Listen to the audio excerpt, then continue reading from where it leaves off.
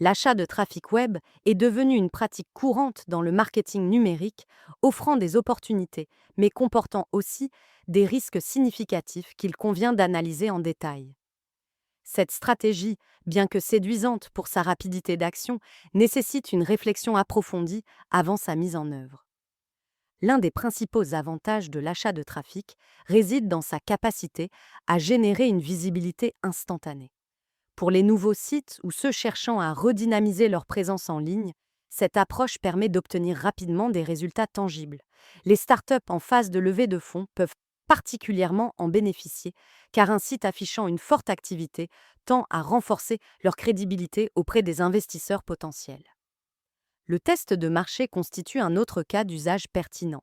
Les entreprises peuvent rapidement valider leur concept ou produit en analysant le comportement des utilisateurs, évitant ainsi des investissements plus conséquents dans des stratégies marketing à long terme.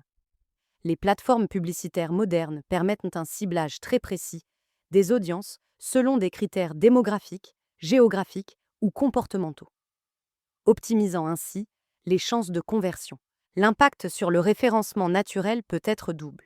Bien que l'augmentation du trafic puisse temporairement améliorer la visibilité dans les moteurs de recherche, un trafic de mauvaise qualité peut avoir l'effet inverse. Les visiteurs qui quittent rapidement le site augmentent le taux de rebond, ce qui peut nuire au référencement naturel, Google accordant une importance particulière à la qualité de l'engagement des utilisateurs. Les coûts représentent un enjeu majeur dans cette stratégie.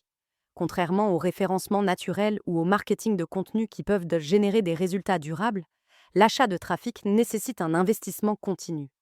Cette dépendance financière peut s'avérer problématique à long terme, particulièrement si le taux de conversion reste faible ou si le budget marketing est limité. La question de la qualité du trafic est cruciale. Les risques de fraude existent, notamment avec des sources peu fiables, utilisant des bots ou des fermes de clics. Ces pratiques peuvent rapidement épuiser le budget publicitaire sans générer de valeur réelle pour l'entreprise. De plus, même un trafic légitime ne garantit pas la fidélisation des visiteurs, surtout s'ils sont attirés par des incitations temporaires ou ne correspondent pas à la cible idéale. Pour optimiser l'utilisation de l'achat de trafic, il est essentiel d'adopter une approche méthodique.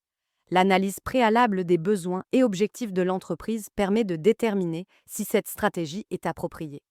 Pour des résultats rapides lors d'événements ponctuels, l'achat de trafic peut être pertinent. En revanche, pour développer une audience fidèle, d'autres approches comme le SEO ou le content marketing seront plus adaptées. Le choix des sources de trafic est déterminant. Les plateformes reconnues comme Google Ads, Facebook Ads ou LinkedIn Ads offrent des garanties de qualité et des outils de mesure précis. Il est crucial d'éviter les services promettant des résultats extraordinaires à bas prix, souvent synonymes de trafic frauduleux ou de qualité médiocre. Une approche progressive et mesurée est recommandée.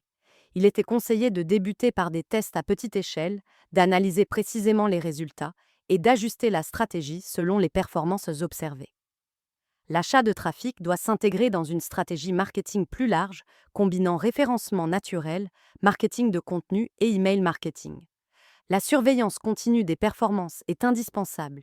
Les outils d'analyse permettent de suivre le comportement des utilisateurs et d'optimiser les campagnes pour maximiser le retour sur investissement.